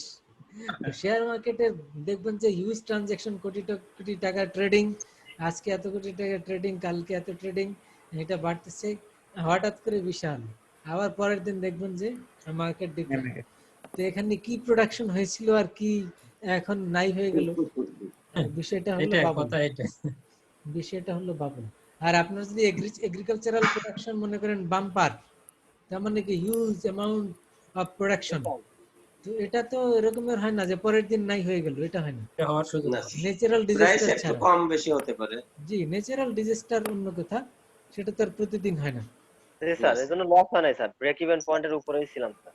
হ্যাঁ, আপনি এইসব বিজনেস তো নরমালি লস হয় না, কারণ এগুলি আমাদের ফ্যাসিলিটিতে ডিমান্ড রয়েছে। আর আপনি যদি বিষমুক্ত, ভেজাল মুক্ত এটার গ্যারান্টি দিতে পারেন, তাহলে তো এটার ডিমান্ড সবসময় হাই। জি স্যার, এটা যে কোনো প্রোডাক্টের অর্গানিক উপায়ে করলে স্যার অনেক প্রফিট হয় স্যার। অর্গানিক উপায় করলে তো আপনি দেশে বিদেশে সব জায়গায় ডিমান্ড আপনার, এবং বাংলাদেশে ইভেন লোকাল মার্কেটেও অর্গানিকের ডিমান্ড অনেক বেশি, কারণ যেই প্রোডাক্ট মানে মানে নর্মাল প্রোডাক্ট বিক্রি হয় তার চেয়ে 1.5 গুণ বা 2 গুণ দামে বিক্রি হয় অর্গানিক প্রোডাক্ট। জি স্যার, প্ল্যান আছে স্যার, একটু একটা লাউ ক্যাপিটাল যদি স্ট্রং আপনি হলে যাবো। 40 টাকায় কিনেন, অর্গানিক লাউ আপনার 60-70 টাকায় আপনি মানে কিনতে হবে বা আপনি জি সেল স্যার, করতে পারবেন। তাহলে আর এখন সব সবকিছুই তো সেলিং এর বেশি প্ল্যানিং দামে হয়েছে বিক্রি স্যার। হয়। অবশ্যই সেখানে প্রোডাকশন কস্টও বেশি, জি স্যার, কারণ আপনার পেস্টিসাইড বা কেমিক্যাল প্রোডাকশন ইউজ কস্ট করা যায় সেম না। স্যার, কিন্তু স্যার প্রোডাকশন কম হয় স্যার, একটু কম হয়, মানে অর্গানিক উপায়ে আপনার হ্যাঁ, কম হয়, এটা তো কস্ট অবশ্যই সেম। একটু কম হয়। ওই যে ওইদিন এক অর্গানিক ফার্মের এক ওয়েটে মানে কম হবে, সাইজে কম হবে। অর্গানিক ফার্মের এক প্রোপাইটার, তিনি বলতেছিলেন আর কি, যে যারা বিভিন্ন পেস্টিসাইড বিক্রি করে ওরা তার ফার্মে এসে তাকে অফার করলো যে এই কেমিক্যাল গুলি কিনেন, এগুলি দিয়ে কি হবে যে আপনার ঘাস যেগুলি যে ফসলের ক্ষতি করে, এগুলি তো নিড়ানি দিয়ে আপনি করেন, এগুলি এটা দিলে আপনার ঘাসগুলি মারা যাবে। জি তো স্যার। আপনি যদি 2000-5000 টাকা খরচ করেন, পুরো আপনার এই 2-3 একর জমির ঘাসগুলি সব একেবারে নির্মূল হয়ে যাবে তখন।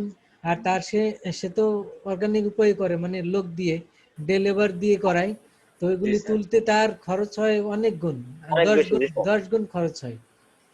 তো এখন ওই লোকগুলি তার কথা শুনে ওইটা যখন সে রিজেক্ট করলো, নিল না, তখন ওই লোকগুলি হাসলো।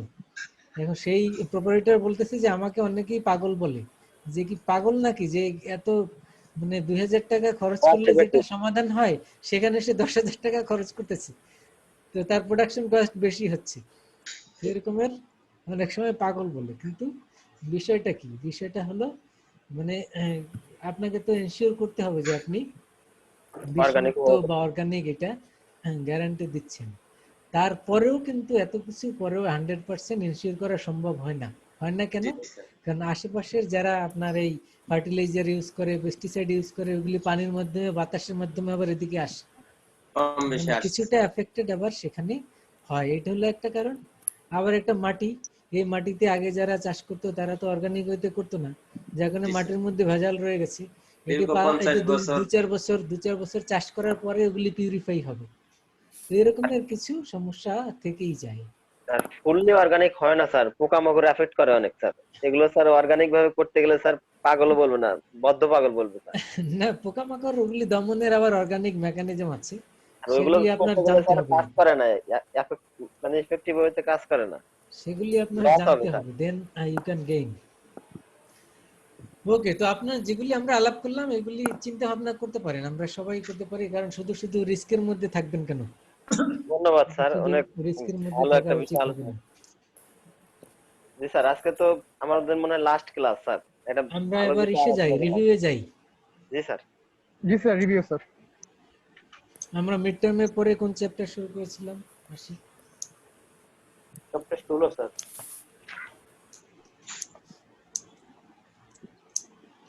চ্যাপ্টার 16।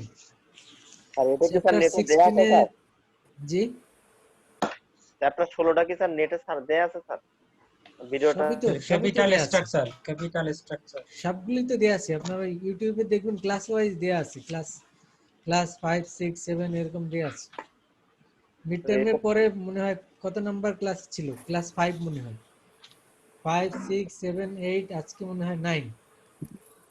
তো জি এগুলো স্যার। সিরিয়ালি দেয়া আছে, দেখবেন ইউটিউবে। আমার ওই ইউটিউবে ঢুকলে ওখানে দেখবেন সিরিয়ালি কোর্স কোড এবং ক্লাস নাম্বার এগুলি দেয়া আছে, জি স্যার, আমি সবগুলি ঢুকেছি দেয়া স্যার। থাকে। আপনার কোর্সেরটা আপনি খুঁজে নেবেন। জি স্যার। চ্যাপ্টার 16 এ আমরা যা যা পড়েছি সেগুলাই সিলেবাস। আর আমরা প্রিপারেশনের জন্য, এক্সাম প্রিপারেশনের জন্য তো যেগুলি ডেফিনিশন টাইপের, শর্ট নোট টাইপের, সেগুলি একটু বেশি প্রায়োরিটি দিব। স্যার একটু বলে দিয়ে গেলে হালকা বললে ভালো হয় স্যার, কারণ সবাই তো সবসময় ক্লাসে ছিলাম না, 10 মিনিট 15 মিনিট লেট হয়েছে আচ্ছা। মানে ক্যাপিটাল স্ট্রাকচারে কি কি টপিকস মূলত আলোচনা হয়েছে স্যার?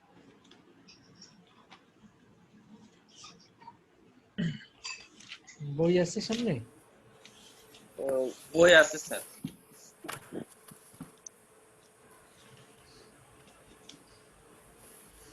Capital sir. স্ট্রাকচার বললে মিলিয়ে নেন, না হলে লিখে নেন, যেটা সুবিধা স্যার হবে। লিখে নেই স্যার, বলে দেন। স্যার পয়েন্টগুলি স্যার। ডেফিনিশন, জি স্যার। পাই মডেল, জি sir. Pie models of capital structure. জি sir.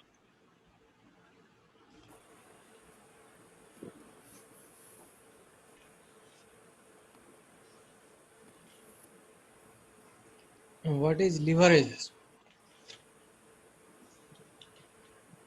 What is leverage.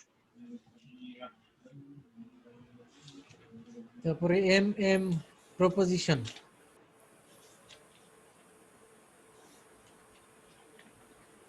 M proposition, with tax without tax without tax and with tax. What is tax shield? What sir is একটু আগে কি tax বললে? shield? প্রপোজিশনের পরে sir with text and Without tax. Proposition দুই রকম, একটা হলো without tax আর একটি হলো উইথ ট্যাক্স, ট্যাক্স সহ এবং ট্যাক্স ছাড়া। তারপর তারপরে what is tax shield? SHIELD. What is tax shield? জি স্যার। জি স্যার। আর তো এখান থেকে আমরা একটি ম্যাথ করেছিলাম মনে হয়। একটা ম্যাথ করছি। এই তো এখানে এতটুকু।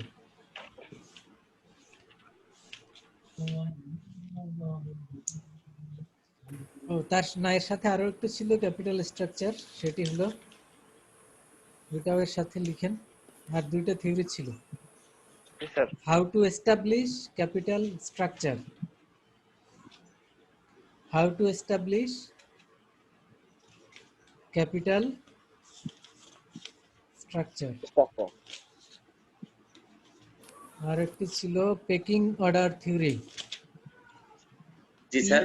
PECKING, pecking order, PECKING CKING. What is pecking order theory? এই দুইটা এই ক্যাপিটাল স্ট্রাকচার এর মধ্যেই। এগুলো স্যার ক্যাপিটাল স্ট্রাকচার এই চ্যাপ্টার 16 এর 16 আর দুইটা থিওরি পরে যে দুইটা বলছি ওটা 17 এর মধ্যে আছে, ওটাও ওই একই চ্যাপ্টারের এক্সটেনশন, জি স্যার। ওটার নামও ক্যাপিটাল স্ট্রাকচার।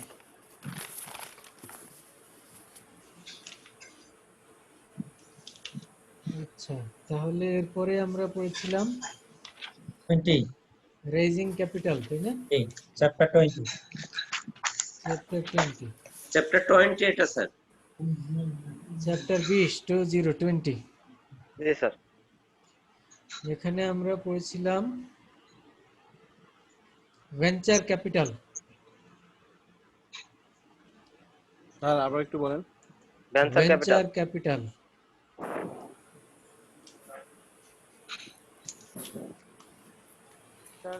ভেঞ্চার ক্যাপিটালের ডেফিনেশন এক কথায়,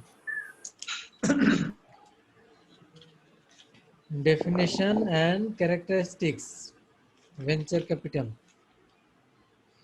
তারপরে stages of financing,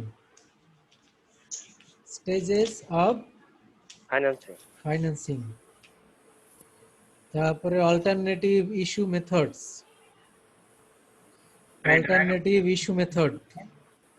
issue method কি কি আজকে তো আলাপ করলাম এটা। 2 নম্বর কোশ্চেনটা কি sir? Alternative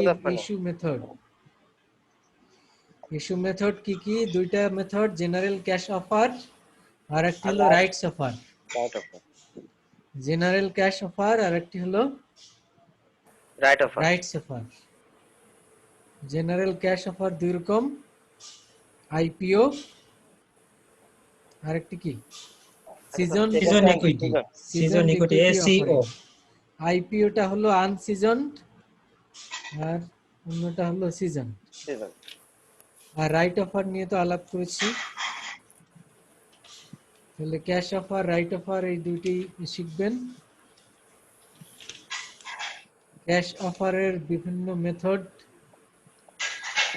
method of cash offer, এর মধ্যে farm commitment, best effort, Dutch auction, just এগুলির মানে কি এগুলি শিখবেন, যাতে আপনাকে জিজ্ঞেস করলে বলতে পারেন যে হোয়াট ইজ ফার্ম কমিটমেন্ট। এখানে কি বলবেন? The merchant bank commit to the firm to sell all the shares and it is the liability of the merchant bank. সবগুলি শেয়ার সেল করে দিবে মার্চেন্ট ব্যাংক, এই লায়াবিলিটি তারাই নাই। এটা হলো ফার্ম কমিটমেন্ট, এর এক লাইনে যাতে বলতে পারেন। তারপরে হোয়াট ইজ বুক বিল্ডিং, এটি আলাপ করেছিলাম। What is book building, share মার্কেটের যারা আছেন তাদের জন্য এটি জানা দরকার, বুক বিল্ডিং।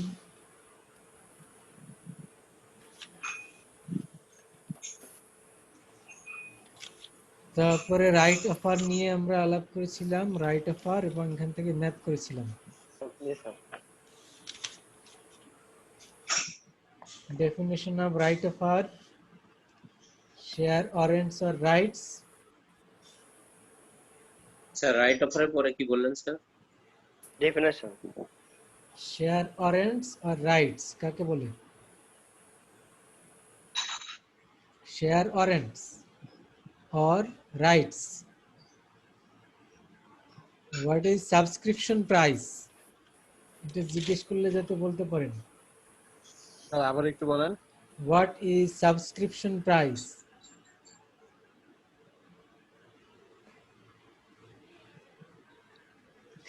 বলেন তো সাবস্ক্রিপশন প্রাইস কি? Subscription price, at that price this share will be sold. Existing shareholder purchase share at that rate. শুধু শেয়ার সেল বললে হবে না, the existing shareholders are allowed to pay for a share. Existing shareholders are allowed to pay for a share. Existing share হোল্ডাররা নতুন share কিনতে যত টাকা payment করে একটা শেয়ারের এগেইনস্টে। What is dilution? Loss of shareholders value. Existing shareholders value. What is dilution?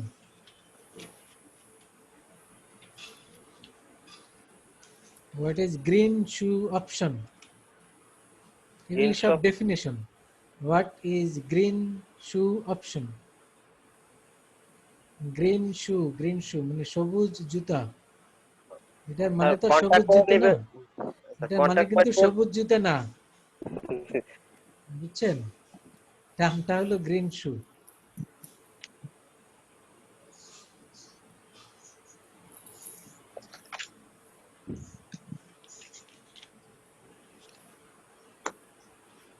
Private placement and public offering কাকে বলে?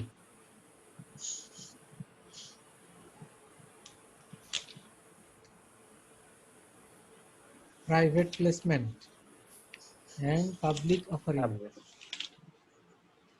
শেষ এই চ্যাপ্টার। সাথে একটা ম্যাথ করেছিলাম, ম্যাথে আমরা যা যা বের করেছি। এক্স রাইট প্রাইস ম্যাথের মধ্যে ছিল what is x right price? একটু বলবেন এক্স রাইট প্রাইসটা? ম্যাথ থেকে বের করতে। The share price in the market after the right share issuing. একটু বলেন। The share price after the right share issuing. Yeah, share price in the market. Share price in the market after the issuing right share. Yeah. Even normally it is lower than the previously market price. Before issuing market price যা ছিল and after right share issuing market price তার চেয়ে কম হবে। এই যে কম হলো সেটাই হলো ex right price after the expire date. এভাবে বলতে পারেন after the expire date of right offering. যখন আপনি রাইট শেয়ার কেনার আর সুযোগ পাবেন না, ডেট এক্সপায়ার হয়ে যাচ্ছে, সেই ডেটের একদিন পরে মার্কেটে শেয়ার প্রাইস যেটি হবে সেটি হলো এক্স রাইট প্রাইস। এক্স বলতে আমরা কি বুঝি? এক্স বলতে কি বুঝি? যেটা ওভার হয়ে গেছে বা প্রিভিয়াস, বিগত, তাই না? তো এক্স রাইট প্রাইস হলো এখানে রাইট এক্সপায়ার্ড হয়ে গেছে ডেট, এখন মার্কেটে শেয়ার প্রাইস কত।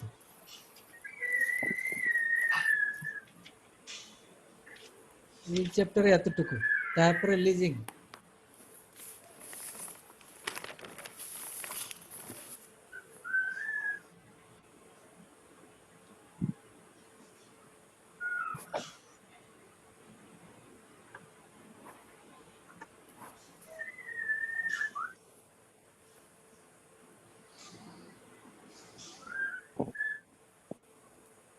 তারপরে লিজিং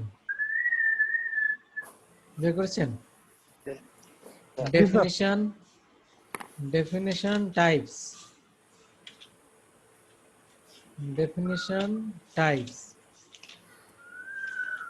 তারপরে রিজনস ফর লিজিং। টাইপস এর মধ্যে ওই যে অপারেটিং লিজ, ফাইন্যান্সিয়াল লিজ, এগুলি। আর reasons for leasing, good reason, bad reason, দুইটা শিখবেন। এখানে এতটুকুই শিখেছিলাম।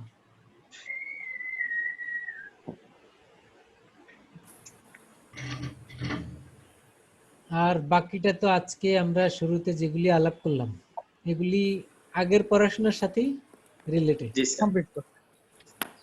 জি স্যার আমাদের অ্যাসাইনমেন্ট স্যার, অ্যাসাইনমেন্ট। আর আজকের ক্লাসগুলি স্যার এটা কোন অধ্যায়ের উপরে ছিল স্যার? একটু লেট করে ঢুকছিলাম স্যার আমি। আজকে সবগুলি অধ্যায়ের উপরেই ছিল, current issue. Thank you sir. Sir হ্যাঁ স্যার আমি একটু বিদায় নিতে চাচ্ছিলাম, একটু জরুরি কাজ ছিল স্যার। আচ্ছা, আমাদের সিলেবাস তো জেনেই গেলেন। জি স্যার। এই স্যার অ্যাসাইনমেন্টটা ঠিক আছে, সমস্যা নেই। অ্যাসাইনমেন্টটা স্যার ওই গ্রুপে দিয়ে দিলে পেয়ে যাব স্যার। ইনশাআল্লাহ দিয়ে দিব অ্যাসাইনমেন্ট। আমি টপিক এবং হিন্টস মানে কিভাবে কি করতে হবে সেটা আমি গ্রুপে দিয়ে একটু দেব সহজ করে দেন স্যার, ইনশাআল্লাহ। বিপদে পড়ে গেছি স্যার। ইনশাআল্লাহ সমস্যা হবে না। কয়েকটা অ্যাসাইনমেন্ট শর্ট টাইমের ভিতর করতে হচ্ছে তো স্যার, একটু স্যার ইজি করে দিন। অ্যাসাইনমেন্ট তো পরীক্ষা শেষ হবে কত তারিখ? 5 তারিখ বোধহয়, তো এর 5 মধ্যে তারিখ। দিলেই হবে। আচ্ছা ঠিক আছে, খুব দ্রুত শেষ করছে। 5 তারিখের মধ্যে দিলেই হবে। Okay sir, thank you sir. Thank you sir. আর কারো যদি ওরকমের কোনো এমার্জেন্সি অসুস্থতা বা কিছু ওরকম হয়ে যায় সেটা আমার সাথে বলে নেবেন। জি জি স্যার। স্যার, অবশ্যই অবশ্যই স্যার। এমনিতে সবার জন্য 5 তারিখই লাস্ট ডেট থাকলো। ওকে স্যার, আসসালামু আলাইকুম স্যার। ওয়ালাইকুম আসসালাম। এখন আর কোনো বিষয় বা কোশ্চেন থাকলে ইয়া করুন। স্যার এখন পড়াশোনা করতে গেলে স্যার বুঝতে পারবো কতটুকু সমস্যা। আচ্ছা, ফরম্যাটে স্যার খুব হয়ে গেছে অ্যাক্টিভিটি স্যার, মানে অ্যাসাইনমেন্ট এখানে ম্যাক্সিমামই তো মোটামুটি আপনারা ক্লাস করেছেন তাই না? এমন সমস্যা হবে না স্যার, সমস্যা হলে স্যার একেবারে ক্লাস করেননি এরকমের তো মনে হয় কেউ নাই। না স্যার, সবাই মোটামুটি ক্লাস এর মধ্যে অনেকেই আছেন রেগুলার বা সবগুলি ক্লাস করেছেন। তো সবগুলি ক্লাস করলে আপনি ক্লাস শুনে যা শিখেছেন সেটাই তো 50% পড়া হয়ে গেছে।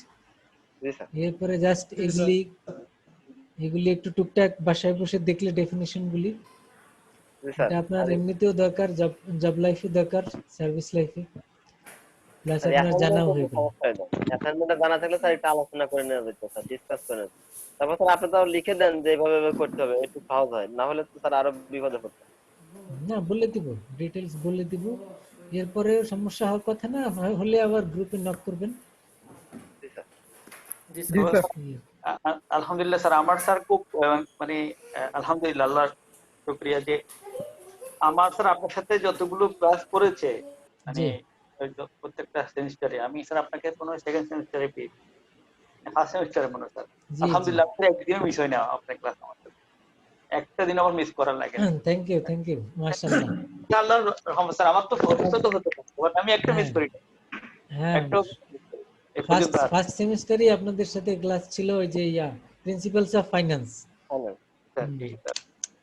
আমি স্যার এই আজকের দিনটার জন্য একটু বয়ে ছিলাম, কারণ আমার অনেক দূরে একটা প্রোগ্রাম ছিল, ভালো যে প্রোগ্রামটা ঠিক হয়ে গেছে। হ্যাঁ, আপনাদের সাথে অনেকেরই আমার অনেকবার ক্লাস হয়েছে, ওই ব্যাচে যারা ভর্তি হয়েছিলেন অনেকের সাথেই আমাদের, আমরাও মিস করব আপনারা চলে গেলে, যে অনেকদিন অনেকগুলি কোর্স, অনেকবার ক্লাস, এগুলি নিয়ে মনে হচ্ছে আপনারা তো আপনজনই, তো না দেখলে মনে হবে যে কিছু লোকগুলি নাই কেন ক্লাসে, তো এরকম একটা মনে হবে যে সেই লোকগুলি কই, ক্লাসে দেখতে পাচ্ছি না। তো আমাদের আমি মিস করবো আপনাদেরকে। তো যদিও সারা জীবন তো আর স্টুডেন্ট থাকবেন না, তারপরে আমরা মাঝে মধ্যে লাইভ সেশন করতে পারি, যেখানে এক্স স্টুডেন্টদের সাথে আমরা, এখন তো একটা ওয়ে আউট হয়েছে, আগে এই সিস্টেম ছিল না, মাঝে মধ্যে আমরা করতে পারি ফেসবুকে যেহেতু সবাই কানেক্টেড, ফেসবুকে মেসেঞ্জারে দিয়ে অকেশনে যে আসেন সবাই একটু মত বিনিময় করি, যে যারা যারা ফ্রি থাকলেন আমরা সবাই কথাবার্তা বললাম আর কি, কে কেমন আছেন কুশলাদি বিনিময় করলাম। জি স্যার, এটা অনেক ভালো হয় স্যার মাঝে মধ্যে। আর আমি তো এমনিতেই ডাক্তারি পেশায় আরেকটা পেশা আছে, সে কারণে মাঝে মধ্যে লাইভে আসি আর কি, ভিডিও দেই। সেই দিক থেকে আপনাদের সাথে অনেকেরই ফেসবুকে বা অন্যান্য জায়গায় কথাবার্তা হবে ইনশাআল্লাহ আর কি। স্যার আমি আপনার পেশেন্ট হিসেবে ইনশাআল্লাহ খুব তাড়াতাড়ি আসবো। আমার ওই যে ইনশাআল্লাহ বলেন, এটা ইনশাআল্লাহ বলেন না, মেজর কোন ইস্যু না স্যার, এটা বলেন যে আল্লাহ না করুক আপনার পেশেন্ট হবে। আল্লাহ না করুক স্যার, অলরেডি হয়ে গেছে, কারণ আমার এই যে শরীরে কয়েকটা আসলে উঠছে, এটা কেন হচ্ছে এই জন্য আসতে হবে আপনার কাছে, সেটা আর কি। তো স্যার আমরা আজকে অনেকই বিদায় নিব আপনার ক্লাস থেকে স্যার। হ্যাঁ শিওর ইনশাআল্লাহ। স্যার যদি আমরা মানে অনেক ভালো লাগছে আমাদের আপনার ক্লাসগুলো, আসলে দুইটা ক্লাস ছিল আপনার সাথে, দুইটা সেমিস্টারে আপনার সাথে সময় পাস করছি আমরা স্যার। অনেক আমাদের আচরণে যদি কোনো কষ্ট পেয়ে থাকেন বা কোনো কিছু, আমরা স্যার আপনি ক্ষমা চাচ্ছি আপনার কাছে স্যার। হ্যালো, না কি বলেন, আপনাদের সাথে এর আগে ইনভেস্টমেন্ট পোর্টফোলিও ম্যানেজমেন্ট এই কোর্স ছিল, এখানে তো অনেকেই আছেন, রবি আছেন, শরীফ সাহেব আছেন, কামরুল সাহেব, অনেকেই তো আছেন, আব্দুল্লাহ সাহেব, একরাম সাহেব আপনার সবাই class- এরা তো আগের কোর্সেও ছিলেন। সেমিস্টার স্যার, থেকে আমি আছে তো যাই হোক আপনারা তো আগে থেকেই পরিচিত। আর ওখানে তো বিষয় আমাদের সবাই চাইতে যে প্ল্যাটফর্ম ফর শেয়ারিং নলেজ। হ্যাঁ জি এখানে অনেকে আমার চেয়ে বয়সে বড় আছেন, কম আছেন, সমবয়সী আছেন। তো সেইটা মূল বিষয় না, আমরা এখানে নলেজ শেয়ার করছি। এখানে আমরা তো সবাই সিনিয়র লার্নার্স, তাই না? এখানে আমরা একটি বিষয়ে নলেজ শেয়ারিং করছি। তো তবে আমরা স্যার সেক্ষেত্রে অনেক আপনার সাবজেক্ট থেকে স্যার আমরা অনেক কিছু শিখতে পারছি আর কি, অনেক কিছু জানছি স্যার, অনেক অনেক ভালো পড়াইছেন আমাদেরকে আর কি, আমরা অনেক কিছু নিতে পারছি আপনার কাছ থেকে। ঠিক আছে আমরা আমরা নিতে পারলে সেটা তো অবশ্যই আমি খুশি হব, কিন্তু আমি কতটুকু স্যার, দিতে আমরা- পেরেছি সেটা আই ডোন্ট নো। সেটা আপনারা আমরা- হয়তো ভালো বলতে পারবেন, বিচার না করতে স্যার, পারবেন। জি স্যার, আল্লাহর আর রহমতে এখন তো তো আমরা ক্লাস যেটুকু মিস করলে শিখতে ভিডিও পারছি, দেয়া আমরা- আছে, ওখানেও করা যায়। এখন আর আগে যারা ক্লাস মিস করতেন এখন কিন্তু ক্লাস মিস করার সুযোগ নাই, কারণ আপনি পরবর্তীতে ওটা দেখে নিলেই আপনার ক্লাসটি হয়ে যাচ্ছে। তারপর স্যার আপনার লাইভ কনভারসেশনে স্যার অনেক ভালো লাগে স্যার ক্লাসগুলো করতে। আর স্যার আমাদের এই এমবিএ লাস্ট সেমিস্টার এটাই স্যার। নেক্সট স্যার এমনিতেই হয়তো দেখা হবে, কিন্তু এই অফিশিয়ালি মতো ক্লাসের মতো আর হবে না হ্যাঁ, স্যার। সেটা হয়তো আর হবে না, এমনিতে দেখা হবে কুশলা দিয়ে। আর আপনাদের সাথে সবার আমাদের রিলেশন তো থাকবেই সারা জীবন। ইনশাআল্লাহ। ইনশাআল্লাহ। অবশ্যই ইনশাআল্লাহ স্যার। আল্লাহ যেহেতু আমাদেরকে যাতে কবুল করেন, আমরা যাতে এই দুনিয়ার জীবনে আমরা যাতে আল্লাহকে ভয় করি, এবং তারা যাতে আখিরাতেও আবার একই সাথে থাকতে পারি, ইয়েস ইনশাআল্লাহ জি স্যার, সেটা ইনশাআল্লাহ। তাহলে কবুল আমাদের করুন। এই relationship ever and for ever, successful হয়। It will be lasting for ever. এবং সেটাই আমরা চাই, যে আমরা সবাই আল্লাহ সুবহানাহু ওয়া তাআলাকে ভয় করি, এবং আল্লাহ সুবহানাহু ওয়া তাআলাকে ভয় করি বলেই আমরা একে অপরকে ভালোবাসি, এবং সেটাই আমাদের ভালোবাসার মূল জায়গা। তো এই ভালোবাসা তো আমাদের থাকবে সারা জীবন, এবং মৃত্যুর পরেও সেটি যাতে থাকে, এই দোয়া থাকবে। আমাদের সবাইকে যাতে কবুল করেন, আমরা যা শিখলাম সেগুলি যাতে এগুলি তো আমাদের ক্যারিয়ার ডেভেলপমেন্টের জন্য, এবং সেই ক্যারিয়ার যাতে আমাদের হালাল রুজির জন্য আল্লাহ ব্যবস্থা করে দেন এবং হেল্প করেন, সেই দোয়াও থাকলো। এবং সবাই চেষ্টা করবেন যাতে হালাল ওয়েতে ইনকাম করতে পারেন, কারণ ইবাদতের কবুলের পূর্ব শর্ত হলো এটি একটি পূর্ব শর্ত হালাল রুজি, হালাল রুজি। হালাল পোশাক। আর আমরা হালাল খাইতে চাই, হালাল ইনকাম করতে চাই না স্যার। তো এবং এই কারণে না, আপনিও businessman, you are the entrepreneur, আপনারা চিন্তা করবেন কিভাবে লোকজনকে হালাল সার্ভিস, হালাল প্রোডাক্ট দিতে পারেন, সেই আইডিয়া জেনারেট করবেন, সেটা মার্কেটে সার্কুলেট করবেন, মার্কেটিং করবেন, এইটাই তো আপনাদের কাজ। জি স্যার, যতটুকু স্যার শুধু শিখতে আপনারা পেরেছি স্যার, সার্ভিস এটা করবেন, যেন ওইভাবে ব্যবহার চিন্তা করতে করবেন পারে। কেন? যতটুকু আমরা শিখেছি ওটা যেন প্র্যাকটিক্যালি ব্যবহার করতে পারে স্যার। তো সেই দোয়া থাকলো সবার জন্য, আর সবাইও আমার জন্য দোয়া করবেন। ফেসবুকে যারা কানেক্টেড নাই, কানেক্টেড হয়ে থাকবেন ফেসবুক ফ্রেন্ড, যাতে করে পরবর্তীতেও আরো যোগাযোগ, কমিউনিকেশন আরো বজায় থাকে আমাদের। জি স্যার, অবশ্যই। রবি সাহেব কিছু বলবেন? স্যার আজকে তো আমি আমার একটা কোশ্চেন ছিল স্যার। দেখতেছি স্যার, ওই আজকে স্যার ক্লাস টেস্ট নেওয়ার কথা ছিল স্যার, ক্লাস টেস্ট কি নিছেন নাকি স্যার নিবেন না স্যার? স্যার এটা পার্টিসিপেশনে আপনি স্যার ওইভাবে ইয়া করে দেন। পার্টিসিপেন্টস তো ক্লাস করেছেন না সব? এই স্যার আলহামদুলিল্লাহ, এই তো জি স্যার, ক্লাস করছেন স্যার। আমার এখানে রেকর্ড আছে, আমি ওখানে ক্লিক করলেই দেখতে পাবো কে কয়টা ক্লাস করেছেন আর কি। স্যার ক্লাস করেছি, হয়তো স্যার ওই নেটের কারণে দুই একটা হয়তো দেখা গেছে ওই অ্যাটেন্ডেন্স দিতে পারেনি স্যার, এমনও হইতে পারে। আর একজন ছিল না রাশিদুল, রাশিদুল আছেন? পরে একটা জয়েন ভুল করেছিলেন। ছিল, উনি তো পরে স্যার সবগুলি করেছি স্যার, ক্লাস মিস হয়নি স্যার একটাও। জি স্যার, আছে স্যার। জি স্যার, রাশিদুল হক স্যার। হুম। তো যারা পরে ক্লাস করেছেন তখন থেকে রেগুলার থাকলে তো আপনাকে রেগুলারই ধরা হবে, যখন থেকে শুরু করেছেন। আর বলেছিলাম আগের গুলি ভিডিও দেখে নেবেন। জি স্যার। জি স্যার, অবশ্যই ভিডিওগুলো দেখে। এই আর কি, ওটা সমস্যা হবে না। অ্যাসাইনমেন্টটা সাবমিট করেন। এই স্যার অ্যাসাইনমেন্টটা দিয়ে দিয়ে স্যার। যদি কোনো কিছু ওই মানে অন্যান্যগুলি মিসিং থাকে, ওই অ্যাসাইনমেন্টের উপরে বেস করে আমি আবার ইয়া করে দিব, ডিস্ট্রিবিউট করে দিব। ওকে, থ্যাংক ইউ স্যার। এই আর কি। অ্যাসাইনমেন্টটা কবে দিবেন স্যার? অ্যাসাইনমেন্টটা আর মিড টার্মের রেজাল্ট তো অলরেডি দিয়ে দিয়েছি, তাই না? জি স্যার। জি স্যার। ওকে, অ্যাসাইনমেন্টটা আমি 2-1 দিনই দেওয়ার চেষ্টা করব। জি স্যার, একটু আগে দিলে আমাদের ইনশাআল্লাহ। আর স্যার সবার জন্য দোয়া থাকলো, সবাই দোয়া করবেন। সবাই সবার জন্য দোয়া করবেন। স্যার আমাদের জন্য দোয়া করবেন স্যার। ইনশাআল্লাহ সবাই ভালো থাকেন, আল্লাহ সবাইকে ভালো রাখুন, সুস্থ রাখুন, এই দোয়া থাকলো। আসসালামু আলাইকুম ওয়া রাহমাতুল্লাহ। ওয়া আলাইকুম আসসালাম ওয়া রাহমাতুল্লাহি ওয়া বারাকাতুহু। আসসালামু আলাইকুম স্যার। ওয়া আলাইকুম আসসালাম।